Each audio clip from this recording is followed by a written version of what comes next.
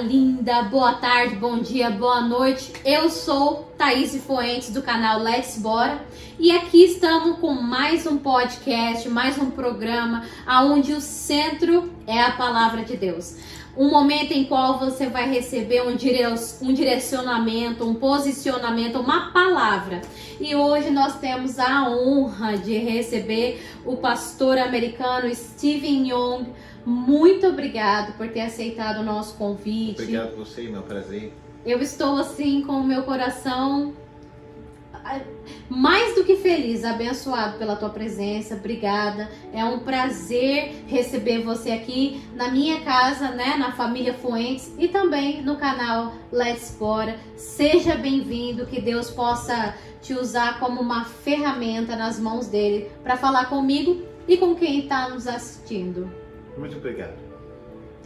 Pastor, vamos lá. Nós queremos saber um pouquinho sobre você, quanto tempo você pastoreia, em que igreja o Senhor, né, vem pastoreando, se é casado, se tem filhos, quanto tempo o Senhor está regindo o seu ministério. Nos deixe saber um pouquinho do Senhor. Bom, obrigado. Eu comecei o ministério em 1996. A primeira maior coisa que eu fiz foi ir para uma viagem missionária para o Brasil. Durou uma semana. Naquela semana eu consegui pregar o evangelho através de tradutor. E eu conheci uma garota que se virou minha esposa muitos anos depois. Mas eu comecei o ministério como pastor de adolescentes e depois pastor de uma igreja pequena. Depois algumas viagens e pastor de solteiros, que seria tipo pastor de jovens. De jovens. Aí, depois de tudo isso, eu fui e me tornei missionário no Brasil por 10 anos. E lá eu aprendi a falar um pouco de português. Não, você fala muito bem. Eu consigo ter essa conversa com você. E nos últimos 10 anos eu tenho estado na cidade de Baton Rouge como pastor de igreja batista Stevendale. Que bênção. E eu sou casado com uma brasileira. O nome dela é Loise. Eu tenho 2 filhos. Um que é adolescente, que tem 15 anos, está em high school. E uma menina que está no segundo grau, segunda série, desculpe. E ela tem 7 anos. Que linda. Pastor, que bênção. Vamos lá, o senhor disse que o senhor foi para o Brasil fazer uma missão e ficou lá por 10 anos, né? Qual foi a cidade que o senhor fez? Lá no Brasil? Sim. Eu passei em várias cidades, mas a maior tempo foi na cidade de Juiz de Fora. Juiz de Fora. Que legal.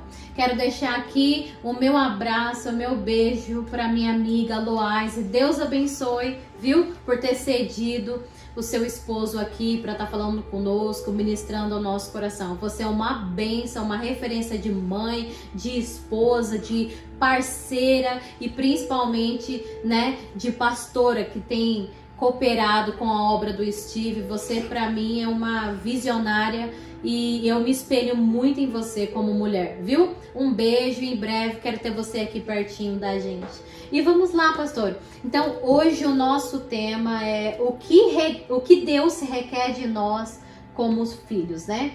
E o tema do nosso programa, do nosso canal, é falar para as pessoas que para ela ter uma vida de qualidade, né, na presença de Deus, Deus requer algumas coisas de nós, né? Ele pede algumas coisas de nós. E não é que é uma questão de troca ou que ele tá barganhando, né? Mas que nós temos um inimigo que luta contra as nossas vidas. E para que ele não toque na nossa casa, no nosso casamento, nos nossos filhos, nas nossas finanças, nós precisamos nos posicionar como cristão e como filhos de Deus. E você vai nos deixar saber, como um profeta de Deus, o que Deus quer de nós como filho. Então eu passo a palavra para você e nos encha da sua sabedoria.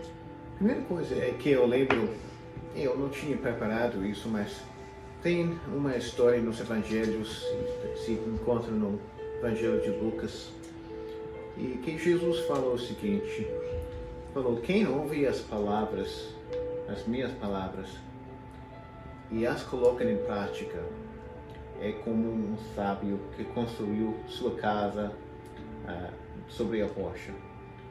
Cavou e construiu sobre a rocha onde tinha uma fundação, uma alicerce, certo? Então, quando chegou as tempestades, a chuva e até as ondas batendo, e vento batendo contra a casa, ela ficou firme e durou. Mas aquele que ouve as palavras minhas, Jesus falou, e não as coloca em prática, é como um tolo que construiu sua casa sobre a areia. Assim que a tempestade chegou e o vento bateu contra a casa, caiu e foi completamente destruído. Aí, assim a gente aprendeu dessa história algumas coisas. A primeira é uma coisa que eu gostei muito de ver. Eu uso essa história às vezes em evangelismo. E no Brasil, uma vez, eu e minha esposa e meu filho Nilson estávamos na casa de uma família e contamos essa história. Eles aprenderam uma história de cor e eu perguntei, eles não eram crentes ainda, o que você achou disso? O que você aprendeu disso? Eu não me lembro, na verdade, se foi a moça ou foi a minha esposa, mas eu acho que foi a esposa na família que a gente foi. Eu tinha esse momento que os olhos se abriram um pouco mais, como uma ideia chegou na mente e falou, a coisa que era mais uma surpresa dessa história é que a tempestade atingiu as duas casas, tanto um quanto o outro. E ela não era crente, mas sempre achava que os problemas de vida, as dificuldades, não eram para acontecer para quem estava vivendo bem. E, na verdade, todo mundo passa por essas coisas. A tempestade vai chegar, não importa. Tem alguma coisa sobre como a gente chega a ter a vitória nesse momento, que é diferente. Aí, o que é diferente é obediência às palavras de Jesus. Quem é obediente às palavras de Jesus terá a vitória quando a tempestade chega e vai sobreviver a esses momentos e vai ter o que permaneça mesmo quando tem desafio, quando tem dificuldade. Mas quem não coloca a palavra de Jesus em prática, tudo que tem vai sendo destruído. É uma coisa assim. A história é principalmente sobre a nossa alma, a nossa vida eterna, mas também tem uma aplicação para a vida normal. Mas a verdade é que quem ouve e coloca em prática as palavras de Deus, quem está obedecendo a instrução de Deus, tem uma qualidade de vida diferente. E Deus faça uma obra especial na vida dessas pessoas. Pensa em 1 Pedro, capítulo 3, versículo 12. Que tal você leia? 1 Pedro? Para mim. 1 Pedro? 1 Pedro, capítulo 3, versículo 12. 3:12. 12. Vamos lá. 1 Pedro, capítulo 3, versículo 12 diz: Porque os olhos do Senhor estão sobre os justos, e os seus ouvidos atento às suas orações, mas o rosto do Senhor é contra os que fazem os males. Tem poucas coisas mais claras na Bíblia quanto a esse versículo, que Deus realmente está olhando nas vidas de cada pessoa. E Ele sabe não somente nossas ações, mas nossas motivações. Ele sabe o que está no coração, o desejo de obediência, o desejo de rebelião. E também a prática de obediência ou a prática de rebelião. E a Bíblia ensina em vários lugares que Deus tem uma bênção especial para os obedientes. E eu acho que é isso que você estava querendo abrir e conversar hoje. Sim. Então,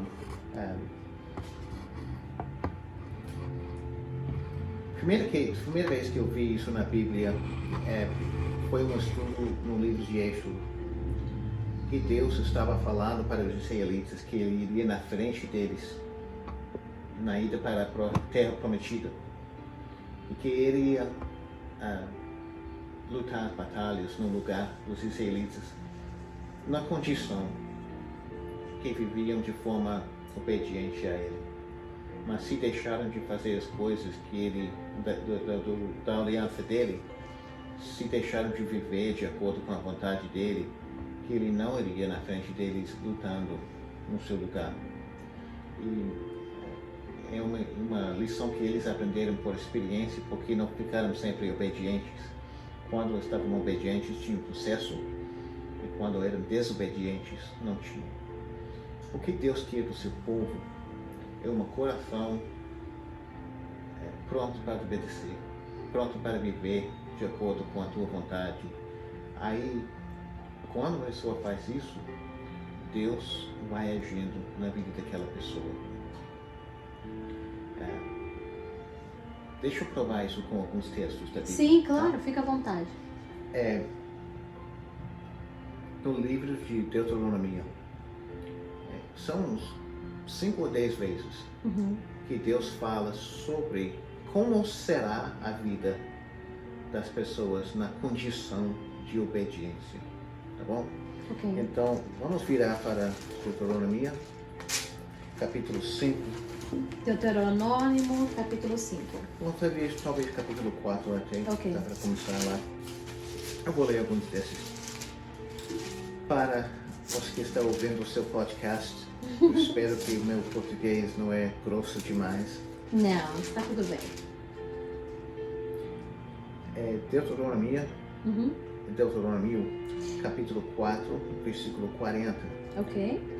Guarda, pois, os seus estatutos e os seus mandamentos que te ordeno hoje, para que te vá bem, e a ti e a teus filhos depois de ti, para que prolongues os dias na terra que o Senhor teu Deus te dá para todo o sempre. Para que te vá bem é a frase que eu queria que estivesse. Guarde os mandamentos e as coisas vão bem, que vai bem para você. Capítulo 5, versículo 16, leia este.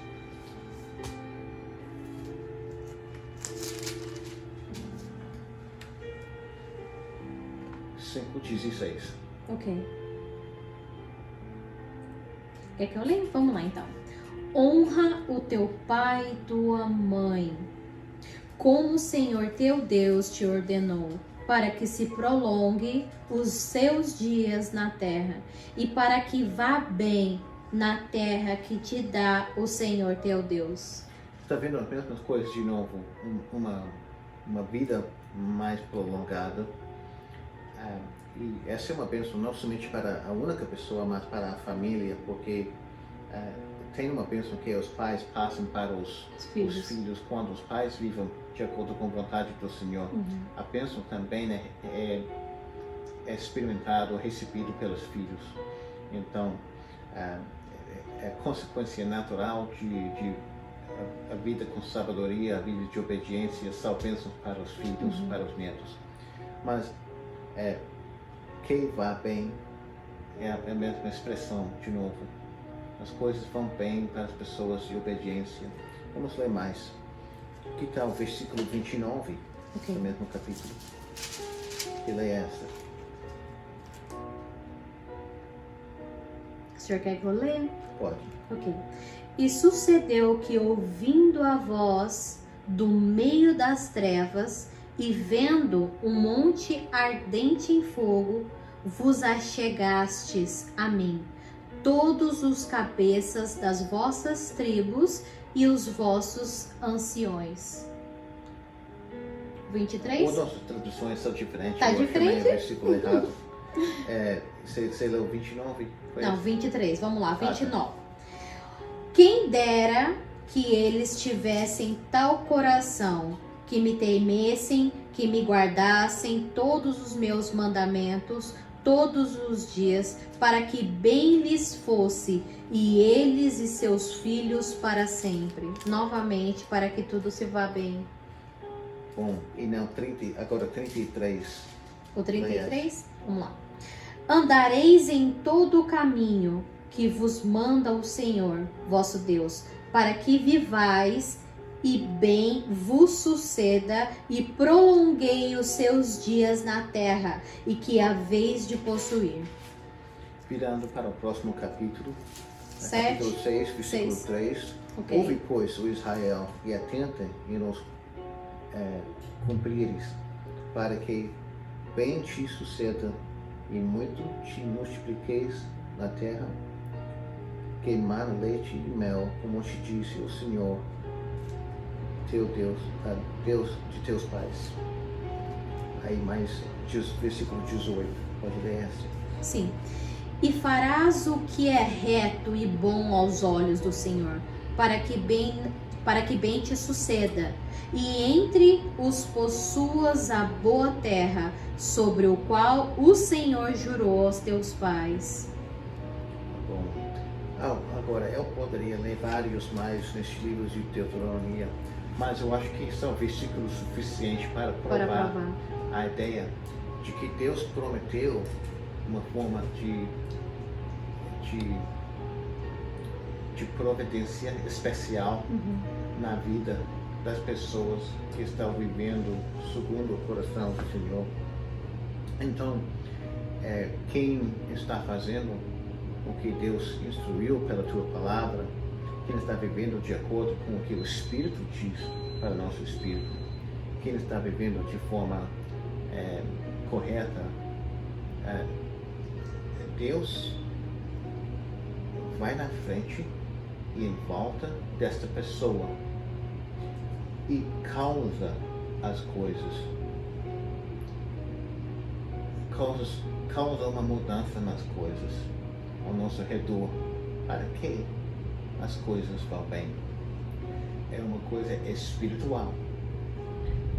Teologicamente a gente chama isso de providência de Deus, que Deus governa.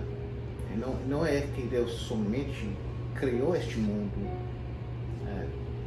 de acordo com a sabedoria perfeita dele, mas também está atualmente governando as coisas e fazendo isso de forma que o bom e o bem, o bom maior é a realidade dos que amam a Deus. Romanos 8 e 28, isso. Como vai assim em português? Deixa eu pensar. Nós sabemos que todas as coisas trabalham juntos para o bem daqueles que amam a Deus e são chamados de acordo com o seu propósito. Essa é realmente a definição de providência, que Deus está governando e até causando acontecer as coisas para o bem, para o bom dos que amam o Senhor. Seja tempo de dificuldade, como na vida de José, no Antigo Testamento, onde Deus usou para o bem dos que Ele chamou, ou seja, um tempo de provação, ou seja, um tempo de alegria. Tudo que Deus está fazendo alguma coisa ao redor das pessoas, obedecendo Ele.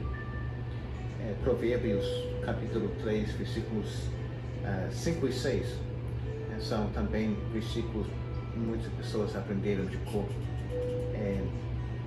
Confia no Senhor com todo o teu coração e não se inclina no seu próprio entendimento, mas em todas as coisas,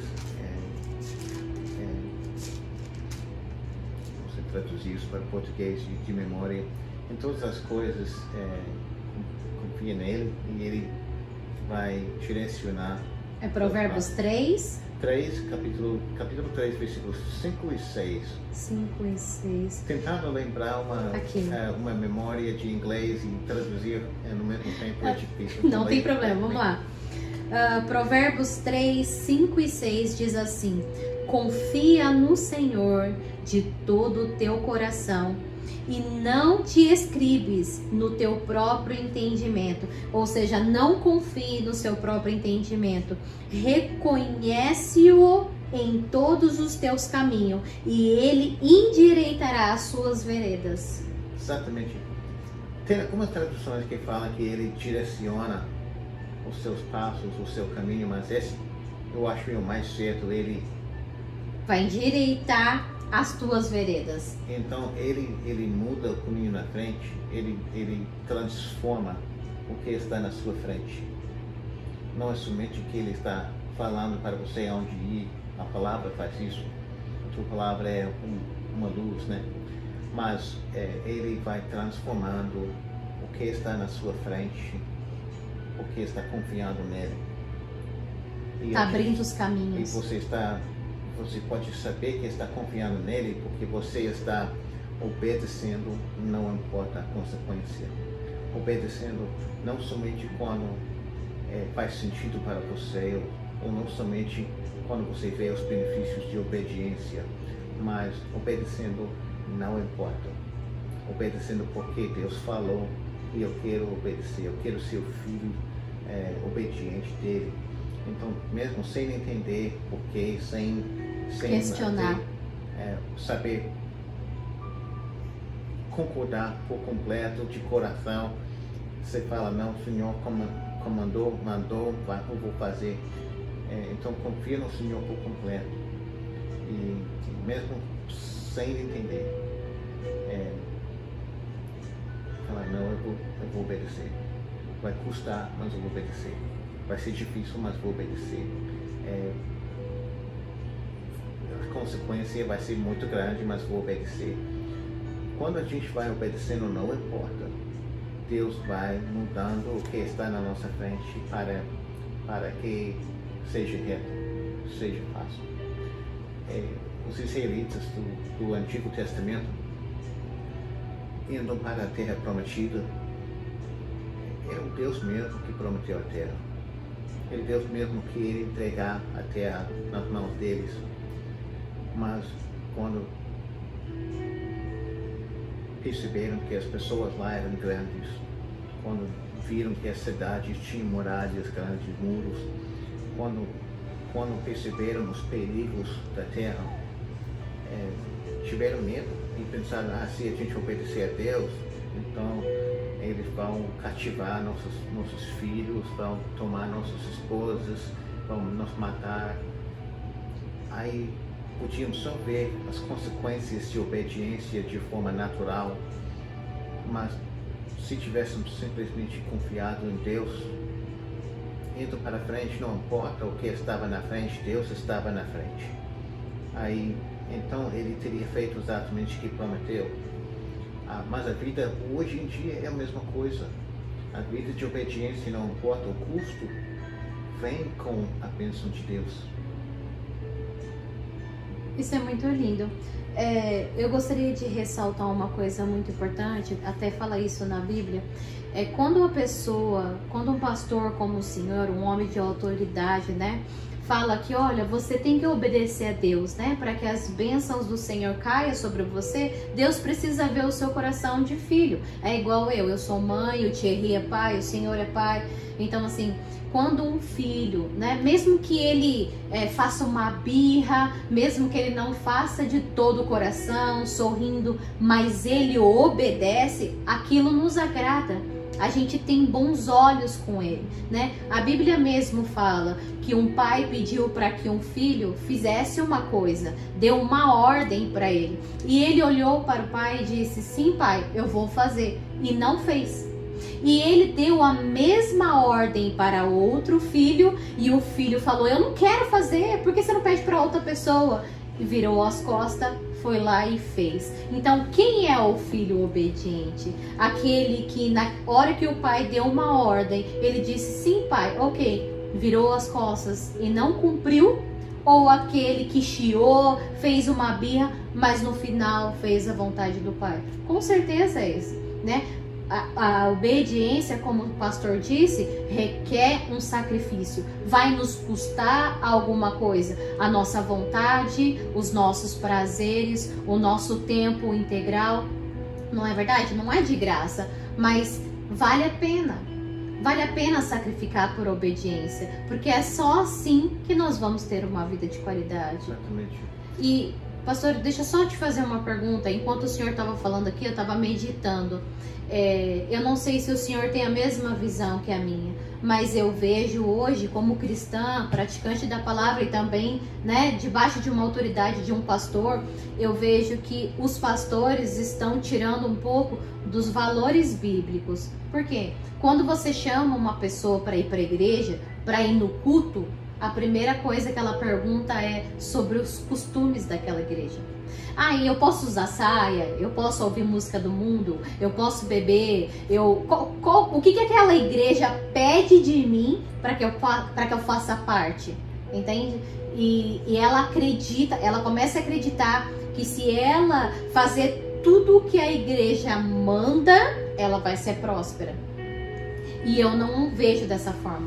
Eu acredito que sim, que nós temos que ir para a igreja, que nós temos que estar debaixo de uma liderança, que nós temos que sim praticar os costumes da igreja, isso é óbvio, mas que primeiro nós precisamos ter o entendimento que nós precisamos comer da palavra de Deus, que nós precisamos saber o que Deus quer de nós, e que infelizmente hoje as pessoas têm se alimentado do que as igrejas têm falado, mas não têm se alimentado da palavra de Deus. E esse era um problema na época que Jesus estava pregando sobre o reino de Deus, que através das gerações o povo ficou tão acostumado de ouvir que os fariseus estavam falando sobre as obrigações da vida, que não estavam mais ouvindo o que as escrituras falavam. Sim. E tinha mais importância naquela transição dos fariseus, que esqueceram até o que a Bíblia fala. E Jesus ele até fez isso bem claro, quando ele falando: olha, vocês estão tentando tanto dividir cada coisinha para um dízimo e você nem vai cuidar dos seus pais quanto precisa. Isso mostra que o coração está errado. E tem 3 níveis de autoridade. A primeira é a autoridade de Deus mesmo, e nós temos a revelação dele, ou seja, nós sabemos exatamente o que é a vontade dele, porque ele nos deu a tua palavra. A palavra está perfeita, está completa. Então, nós temos aqui tudo o que precisamos para fé e prática. A maior autoridade é a Bíblia. O que a Bíblia instrui para o crente precisa viver com isso. O que a Bíblia proíbe, a gente precisa largar. Também tem algumas coisas que a Bíblia, principalmente no Novo Testamento, não é uma instrução, não é um comando, mas é um exemplo que vemos os discípulos fazendo, ou a igreja fazendo.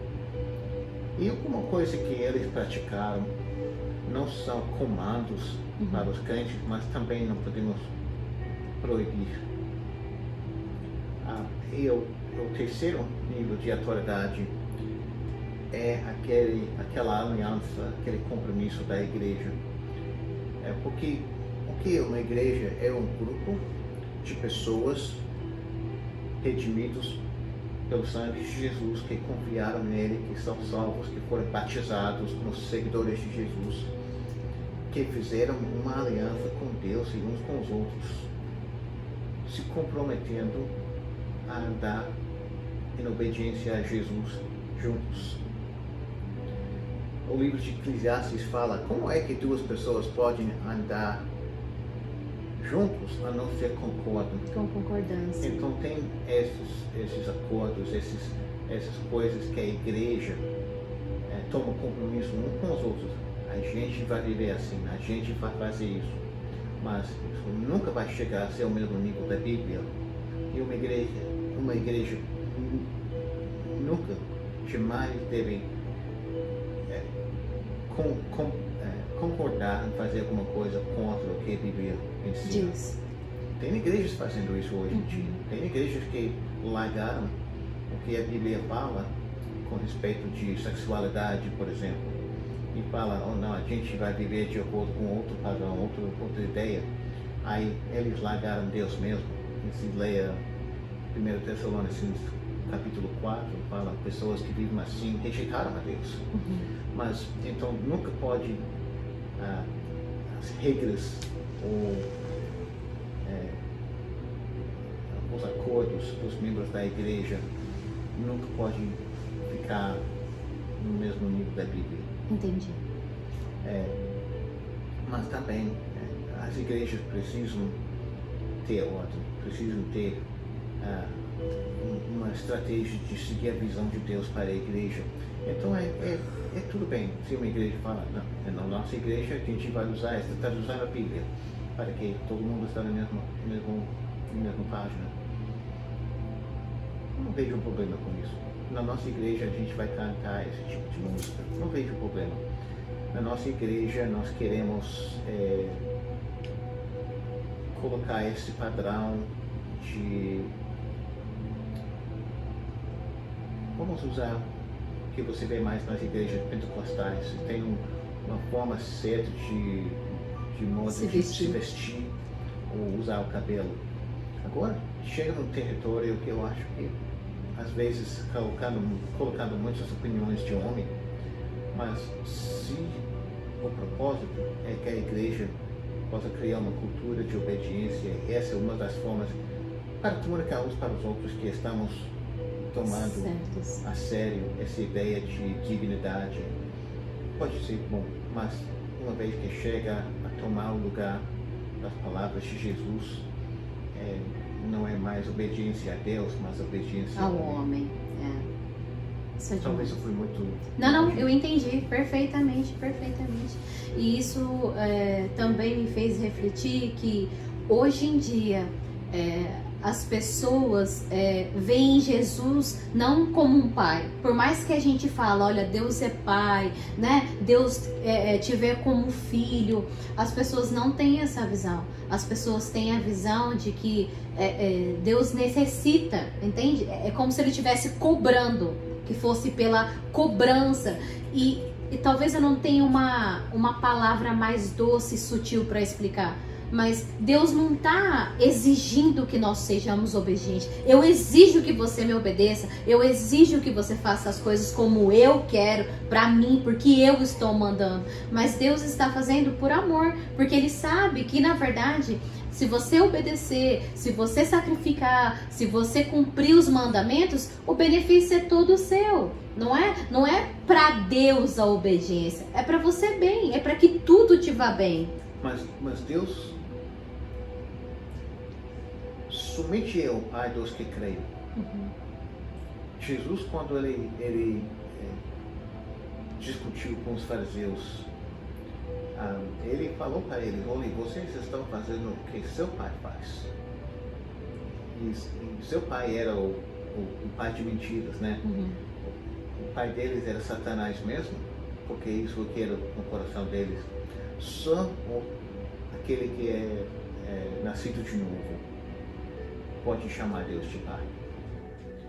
E então, para quem não recebeu Jesus como um Salvador, para quem não recebeu o perdão dos pecados, para quem não foi redimido pela sangue de Jesus, é impossível obedecer aos mandamentos de Deus.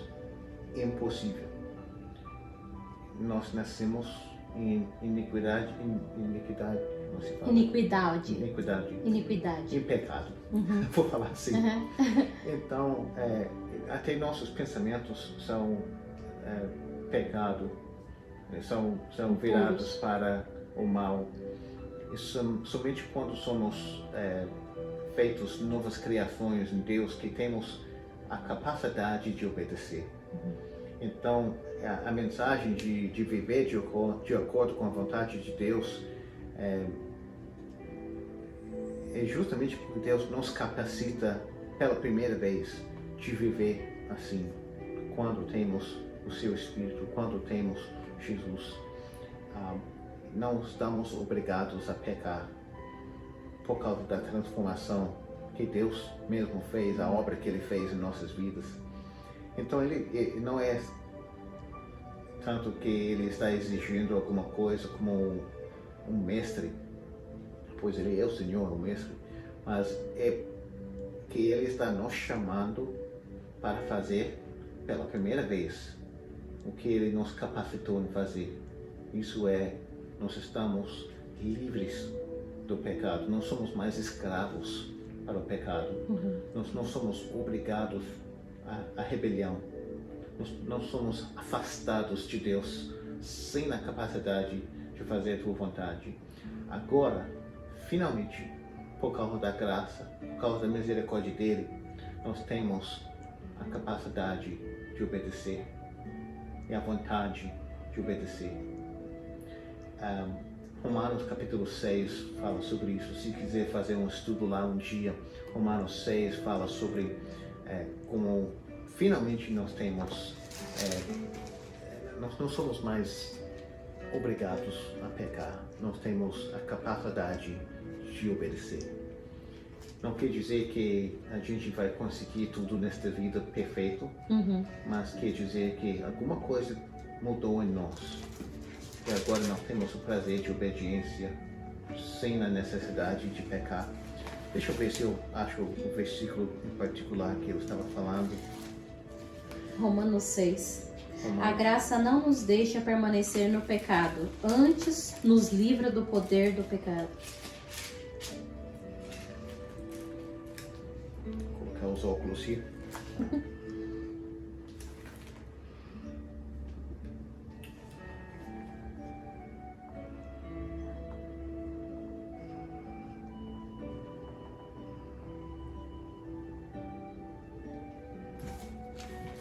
Estou em Atos 6, por isso que nada parece ser. Atos. Eu queria estar no Romanos, mas eu virei nesta Bíblia. Eu peguei a Bíblia emprestada para... Alright, ok. Atos 6. No versículo 12. Não reine, portanto, o pecado em vosso corpo mortal, de maneira que obedeça às suas paixões. Em outras palavras, em versículo 14, porque o pecado não terá domínio sobre vós, pois não estás debaixo da lei e sim da graça. Isso não quer dizer que não temos que obedecer à lei, quer dizer que não somos mais escravos ao pecado, que sofremos por causa da lei. Em outras palavras, nossa posição diante de Deus não é mais aquele que está comandando e exigindo e a gente não conseguindo e ficando culpado diante dele. Nossa posição de nós mudou, nós não temos mais de desobedecer, nós agora temos a capacidade de obediência. Legal. Eu queria ressaltar para você que está assistindo, por muito tempo, pastor, eu fiquei me perguntando, eu acredito que Jesus falou para Nicodemos, se não for, o Senhor me corrija, que ele precisava nascer de novo, né? Para Nicodemos. Então Nicodemos disse, mas como assim como depois de velha eu vou voltar para a barriga da minha mãe, né? E posso eu nascer de novo? E eu fiquei um tempo meditando sobre isso, sabe? Sobre essa questão da gente nascer de novo.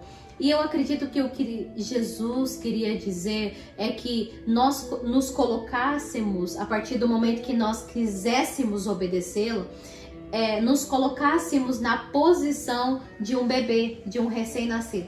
né? Porque um bebê, um recém-nascido, ele não sabe comer por si próprio, ele não sabe andar, ele não sabe falar, ele não sabe nada sobre a vida e ele precisa de uma mãe e de um pai que faça tudo por ele. E ele também precisa seguir os caminhos do pai e da mãe, né? Até que ele possa andar por si próprio. Eu acredito que quando Jesus diz para mim, para você que está ouvindo, olha, você precisa nascer de novo, é isso, sabe? É você se esvaziar, né? De tudo que você sabe, de tudo que você acha certo e correto e começar a viver a partir da palavra de Deus, a partir do que Ele tem mandado você fazer que você não faz. Então, se Ele tem pedido para você deixar tudo aquilo que desagrada a Ele, então você deixa tudo que desagrada a Ele e começa a buscar na palavra o que agrada a Deus. Se Deus fala que você não pode fazer tal coisa, então você começa a procurar na palavra o que você pode fazer. Eu falava de uma forma e isso desagrada a Deus, então eu vou ler a palavra para que eu possa falar como Deus quer que eu fale, para que eu veja como Deus quer que eu ande, o que Deus quer que eu coma, o que Deus quer que eu ouça, que você possa reaprender a ser filho de Deus, que você nasça para Deus, para que você possa nascer para o Espírito Santo. Eu acredito que seja isso, né? Essa é uma parte disso, sim. A primeira parte é uma vida nova mesmo. Nós temos uma vida espiritual. A gente era morto. Mortos. Morto.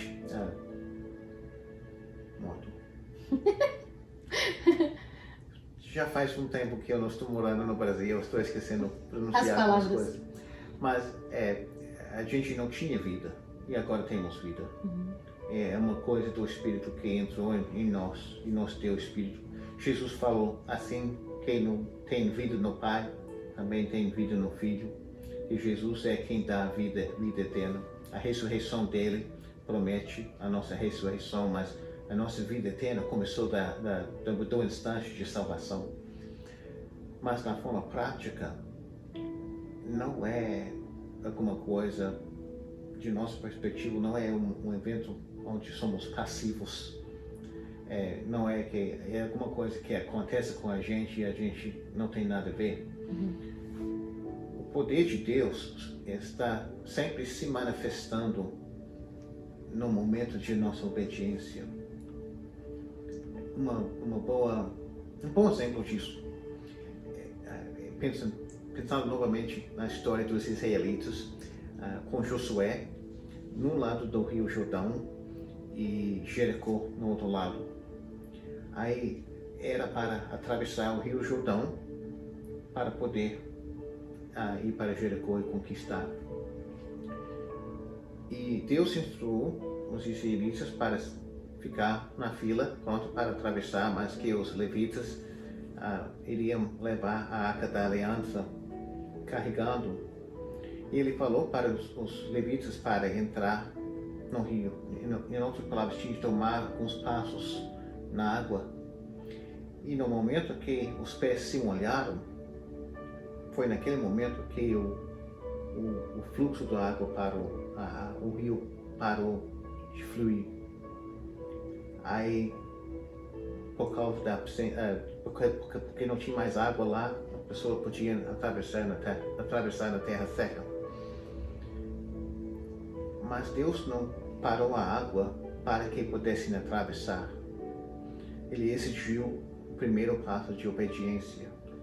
E no instante da ação de obediência, o poder milagroso de Deus veio para fazer possível o seu povo atravessar. E na nossa vida, olhando tudo que Deus nos comandou, nós temos a decisão de obedecer e começa aquela ação, o passo de obediência. E junto com o passo de obediência, o poder do Espírito, o poder de Deus em nossas vidas, capacita a gente para tomar esses passos.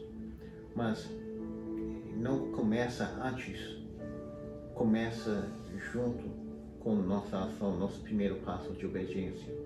Então essa é uma boa forma de Sim. visualizar como o Espírito funciona em nossas vidas.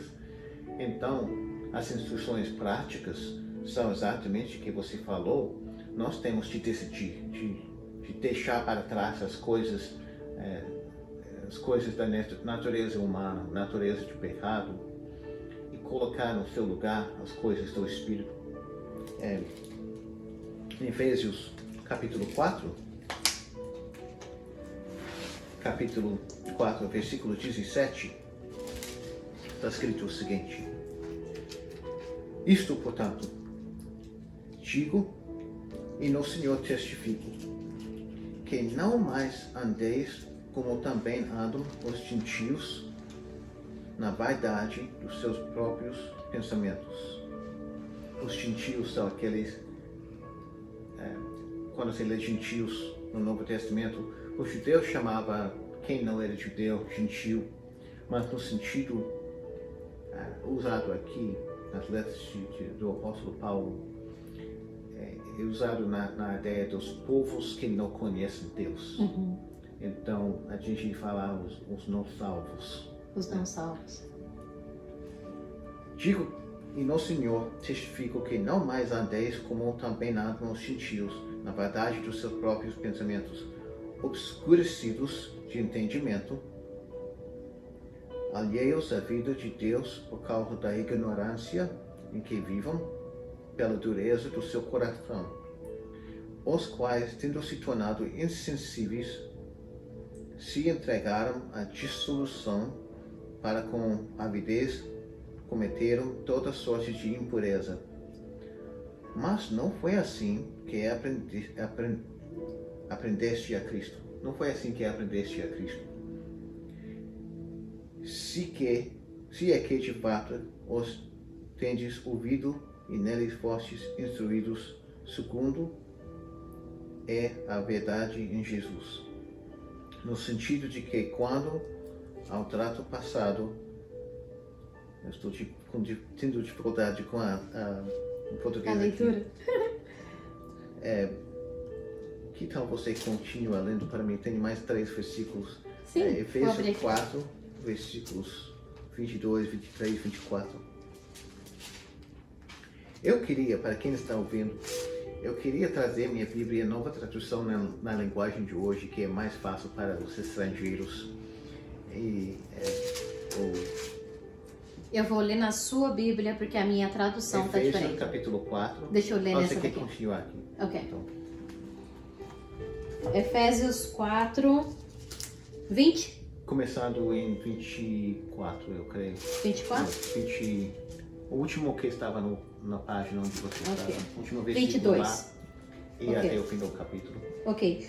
No sentido que, quanto ao trato passado, vos despojeis do velho homem, que se corrompe segundo as concupiscências do engano, e vos renoveis no espírito do vosso entendimento, e vos revistais do novo homem criado segundo Deus, em justiça e retidão procedentes da verdade. Tá bom. O que eu estou entendendo disso, para tentar ministrar essa palavra um pouco, é de que nós somos criaturas novas em Jesus. O velho passou, o novo chegou, a gente nasceu de novo, nós temos vida, mas nós temos de viver assim.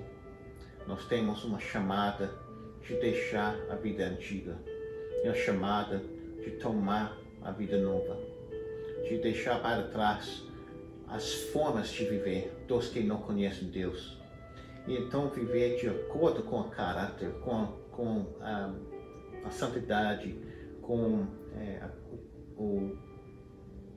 de acordo com como Deus é mesmo. Ele é santo, ele é de caráter perfeito, ele é de todo maior que você pode imaginar. E ele coloca seu próprio Espírito na gente para tomar esse mesmo característica. Então, nós temos uma forma de viver que reflete a Deus. Mas nós temos de escolher viver assim. E isso também me faz lembrar, né, da criação do homem, né? Quando Deus e Jesus fizeram o homem, foi para que nós fossemos a sua imagem e semelhança. Então, eu sempre falo isso para as crianças. Nós não temos somente o DNA, né, o físico de Jesus, mas nós também temos que ser a sua semelhança. Então, o que é semelhança? Né? É semelhante, nós nunca vamos ser perfeitos, puros e santos como Ele, né? Mas nós vamos caminhar para isso. Nesta vida, mas na ressurreição Sim. chegaremos lá. Então, assim, Jesus, ele era reto, então eu vou ser reto. Ele era justo, eu vou ser justo, né? Ele buscava santidade, eu vou buscar ser santo. Ele não sentava às rodas dos escarnecedores, eu não vou me assentar. Jesus não falava palavrão, eu não vou falar. Ele não maltratava as pessoas, eu também não vou maltratar, né? Ele amava o próximo, então eu também vou amar. Né? Isso eu acho que também é obediência, é você refletir se você quer ser um filho de Deus, porque para ser filho de Deus, para ser considerado filho de Deus e não somente uma criatura, você vai ter que obedecer e seguir a sua imagem e a sua semelhança. Exatamente. É isso, né? Então, o livro de Provérbios tem mais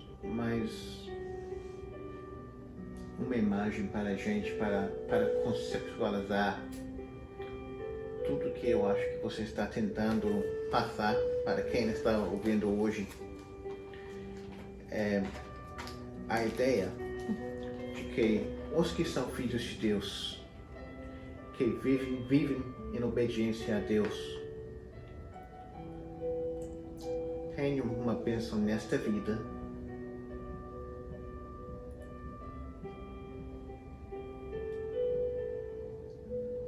Uma diferença, uma qualidade de vida diferente, que é visto por todos. As pessoas acabam falando que as coisas vão bem para você sempre, porque você não parece que está sendo destruído pelas coisas que acontecem. Você tem muita sorte.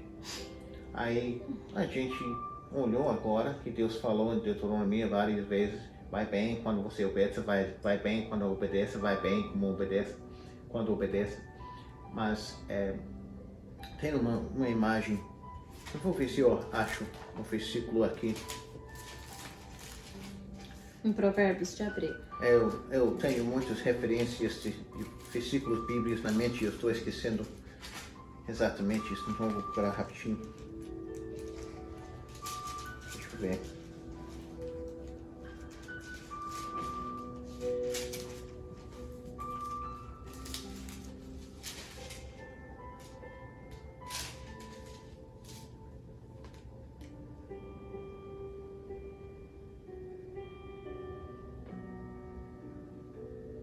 Eu acho que eu vou começar a falar da minha memória, como vão esses versículos. Talvez você lembre a referência ou talvez eu procure no celular aqui. Ok. Mas é mais ou menos assim.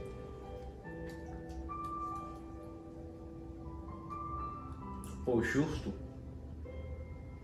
é como um homem que começa a andar ao amanhecer.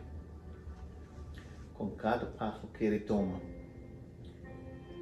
vai ficando cada vez mais claro, até que fica tão brilhante como o sol do meio-dia. Mas o injusto é como o homem que começa a andar no crepúsculo. Com cada passo que ele toma, fica cada vez mais escuro. Uau. Até que ele não vê mais e nem vê a coisa em que ele tropeçou. Você lembra essa passagem? Não é referência? Não. Vou precisar olhar no celular para pegar. Olha pra gente, lindo. Procura pra mim. Então, mas talvez eu acho aqui, mas talvez não. Eu posso colocar no comentário do vídeo. Sim, vamos colocar no comentário. Mas essa é a visão. Quem está obediente, andando em obediência, cada passo de obediência leva a mais claridade, a mais capacidade de ver e entender e navegar o mundo ao redor, curtir o mundo e dominar o lugar onde está. Quem está andando em desobediência tem a mente escurecido, está percebendo menos e menos, está conseguindo. E na época que estava escrito os provérbios, não tinha eletricidade, só tinha tocha, né? Sim. Então não tinha nenhuma forma de projetar a luz como temos em nossos carros e tudo. Nós temos a forma, até com o celular, de projetar a luz na frente. Não podia fazer isso na época, só podia criar um pouco de luz ao seu redor e o resto era escuro mesmo. Então você não sabia o que estava longe, não podia nem ver o que estava na sua frente. Então desobediência escurece a vida para as pessoas que dominam menos, curtam menos, têm mais medo do que os perigos que estão em volta. E até tem mais perigos no escuro que tem na luz do dia. Então esse é um visual de que é o benefício de obedecer a palavra de Deus como consequência natural, nem falando da providência especial de Deus. Legal. Me lembrei da primeira passagem, eu até comentei com o senhor que eu amo. Vou até ler, porque assim, é uma passagem que eu amo, que é Salmos, capítulo 1. Eu amo essa passagem. A felicidade dos justos e o castigo dos ímpios, né? É o tema. Mas diz assim, vamos lá. Bem-aventurado o varão que não anda segundo o conselho dos ímpios, nem se detém no caminho dos pecadores, nem se assenta na roda dos escarnecedores. Antes tem o seu prazer na lei do Senhor, e na sua lei medita de dia e de noite. Pois será como a árvore plantada junto aos ribeiros das águas, a qual dá o seu fruto na estação própria e em cujas folhas não caem, e tudo quanto fizer prosperará. Não são assim os ímpios, mas são como a moinha que o vento espalha. Ou seja, né, eu amo essa passagem. Bem-aventurado o varão que anda no caminho do Senhor. Bem-aventurado a mulher que anda no caminho do Senhor, né? Porque ele será como a árvore plantada junto aos ribeiros das águas, e as suas folhas não espalhará. E para você que está nos ouvindo, de repente você não é cristão, ou de repente já foi e não está andando segundo a palavra do Senhor, e talvez você esteja pensando assim, então a minha vida tá uma bagunça, a minha vida tá destruída porque eu não tô seguindo a Jesus, então eu sou obrigado a seguir os seus mandamentos, senão nada de bom vai acontecer. Não é isso que a palavra de Deus diz. É como o pastor acabou de explicar aqui, e isso me fez refletir. Quanto mais próximo de Deus e da tua palavra você está, mais claro o seu caminho também vai estar, né? Mais limpo, você vai conseguir ver, né? E quanto mais longe da presença de Deus, menos a luz do Espírito Santo vai estar na sua vida. Então as coisas vai se tornar mais escura, mais tenebrosa, ok? Eu acho que é isso que um filho obediente teria prazer de entender, que quanto mais próximo do Senhor, mais você tem claridade, e quanto mais distante, mais escuro, né? Aonde as trevas habitam. E uma coisa que eu acho que é bom falar antes de concluir uma conversa a respeito de obediência e as consequências boas, naturais de obediência e sabedoria na vida, porque vai cair muita coisa se viver como tolo, né? E vai ter muita consequência natural boa de obediência. Por exemplo, trabalhando bem, usando o seu tempo bem, tendo uma renda, consequências naturais. Além disso, e além da providência especial de Deus, nós temos de entender que não é, como você falou no princípio, não é uma troca, não é um pagamento para receber alguma coisa de Deus, ou que Deus nos deve alguma coisa, pois Ele é o Deus, a gente não é. Deus não é um gênio na lâmpada. Então, o livro de Jó é um livro grande, a história é bem conhecida, mas a história é o seguinte, que Jó tinha em mente de que porque ele era obediente, porque ele não tinha nada que alguém poderia acusar ele de ter feito errado, porque a vida dele era reta, um bom exemplo para todo mundo. Ele falou, então não faz sentido que eu terei de sofrer assim, não faz sentido. E até chegou a falar a Deus, você está errado em causar esse sofrimento na minha vida. Aí a resposta de Deus não é mais satisfatória para ouvir, mas é a resposta certa. Mas eu sou Deus. E você nunca vai chegar a entender do meu perspectivo tudo que está acontecendo no universo desde o começo do tempo até agora. E você não é capaz de julgar minhas decisões. Nós, lendo a Bíblia, nós temos a perspectiva de ver o que estava acontecendo no lado espiritual, que Jó não conseguia ver. Sim. Aí ele não sabia que se tornaria um exemplo para muitos seguidores de Deus nos tempos do futuro. Mas ele estava agindo como se fosse um contrato. Eu faço essas coisas e Deus me deve essas coisas. Era quase como um problema de matemática. Coloca as coisas certas neste lado e vai sair as coisas deste lado. Então a gente não consegue torcer o braço de Deus nesta forma. Nem por oração ou nada assim, não tem uma forma de manipular Deus ou mandar Deus. Mas nós temos a bênção que vem como promessa de Deus. Quando somos obedientes a Ele, Ele cuida de nós. Sim, o tempo todo. Boa palavra. Pastor, muito obrigada. Deus abençoe. Nossa, muito obrigado mesmo. Estou muito feliz. Eu acredito que quem nos assistiu pôde entender completamente, né, o que é ser filho de Deus, o que Deus requer de nós.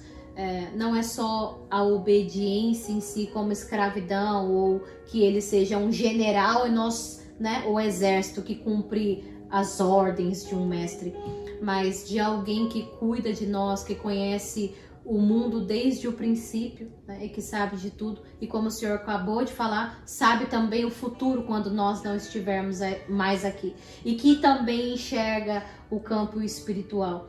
Então, que você que esteja nos assistindo, que você possa ser tocado pelo Espírito Santo aí, como a palavra de Deus diz, eu e o pastor não temos o poder de te convencer, né, que isto é o correto, mas eu creio que o Espírito Santo sim, e essa é a tarefa dele. Então, que você possa aí ter o entendimento que se algumas coisas na sua vida não estão fluindo ou acontecendo da forma que você esperava, né, é porque talvez você não está sendo obediente, assim como nós que somos pais carnais, quando nós damos a ordem a um filho e ele não cumpre, nós vamos, né, chegar nele e falar, olha, aconteceu isso porque você não me ouviu, né? É como um filho brincando no parquinho, você, olha, desce daí, você vai cair, você vai se machucar. E se ele é obediente, ele desce e não se machuca. E nós, por termos a experiência de já ter passado por aquilo, de repente ele não obedece, cai, se machuca e ele olha e fala, olha, eu te avisei. Então, que você possa ter essa consciência, que você pode sim ter uma vida próspera, uma vida abençoada, uma vida onde você vai colher frutos, mas que você também precisa ter um posicionamento de filho de Deus. E aí então ele possa te abençoar como pai. Que você possa refletir, né, nesse podcast, nesse bate-papo aqui, e você possa colocar o seu caminho, a sua vida, a sua família, os seus pensamentos e sonhos na mão do Senhor. O Senhor gostaria de falar alguma coisa? Eu acho que você está concluindo isso muito bem. É minha primeira vez de fazer um podcast vídeo, então estou me sentindo um peixe fora da água. Não, o Senhor foi muito bem. O Senhor foi muito bem. A palavra do Senhor é maravilhosa e o Senhor nos instruiu da melhor forma. E eu acredito que isso é a palavra de Deus. É a simplicidade. Entende? Sem muito rodeio, sem muita ilustração. É simples, tá aqui, ó. Temos aqui esse livro maravilhoso, onde o Senhor deixou tudo para nós. Então, só basta eu e você abrir, ler e praticar, porque senão estaremos sendo tolos, né? Temos aí hoje a era digital, temos o conhecimento na palma da mão. Então, se você não tem em papel, tem no celular. Passe a partir de hoje ler a Bíblia, nem que seja um versículo e diga como e leia como a palavra do Senhor diz. Medite nela de dia e de noite. E eu sei que o Senhor vai endireitar as suas veredas. Então fique com Deus. Esse foi mais um programa, um podcast. Let's bora. Deus abençoe e nos vemos em breve. Pastor, Deus abençoe de toda a família Fuentes pela sua disposição, pelo seu carinho. Que Deus abençoe você, a sua casa, o seu ministério. Conte conosco. Temos aqui, o Senhor tem aqui uma família que ama você, a Loais, o Nilson e também a Ágape. Tá bom. Eu sei que a minha esposa Loais está querendo fazer isso com você um dia e ela vai soar muito melhor no microfone que eu. Não, foi um canal de bênção. Eu posso só fazer uma última pergunta, pastor? Eu vejo, assim, eu sempre visito algumas igrejas americanas, né? Nós pegamos amizade com muitos pastores e eu vejo que o americano, ele tem uma forma mais consciente de adorar Deus, né? Ele não é, vamos dizer assim, tão escandaloso quanto o brasileiro, né? O brasileiro precisa gritar, rodar, né? Ser pentecostal até demais. Na sua visão, né, que é um homem americano que morou no Brasil, que conselho o senhor daria para os cristãos brasileiros? Qual é a sua visão de nós como adoradores? Olha, eu aprendi muito sobre a prática de adoração e oração, mesmo junto com o irmão no Brasil. Cada cultura tem seu jeito, eu sei. Eu diria que você não visitou igrejas americanas suficiente ainda. Pode porque ser. vai encontrar várias formas. Oração é o seguinte, e talvez para fazer outro podcast, porque eu adoro falar sobre oração, mas oração é alguma coisa que você pode aprender somente de duas formas. Pode aprender por observação e por prática, por orar. Nós acabamos orando, copiando as formas e usando as palavras das pessoas que observamos orando. Então, se aquele pastor que nos ensinou sobre Jesus está orando de uma certa forma, pelo resto de nossa vida vamos ter um lugar especial no nosso coração para esta forma de oração. Eu vou orar exatamente como ele orou, né? Vou gritar da mesma forma, eu vou colocar minha mão na mesma posição, eu vou ficar no chão igual ele, eu vou pular igual ele, seja o que for. Então, muita coisa é pegar de exemplo. Então, pode ser mesmo que na minha infância eu fui para igrejas onde tinha um senhor mais velho que era o pastor e ele tinha um jeito mais digno de orar, ou seja, E essa minha experiência eu copiei, mas eu acho que essa explica. Legal. Muito obrigada. Deus abençoe mais uma vez. Você fique com Deus, fique ligado. Se você gostou, falou com você, compartilha, curte, marca uma pessoa. Seja um canal de bênção para outras pessoas. Deus abençoe. Fique com Deus. Muito obrigado. Deus abençoe. Bênção pura.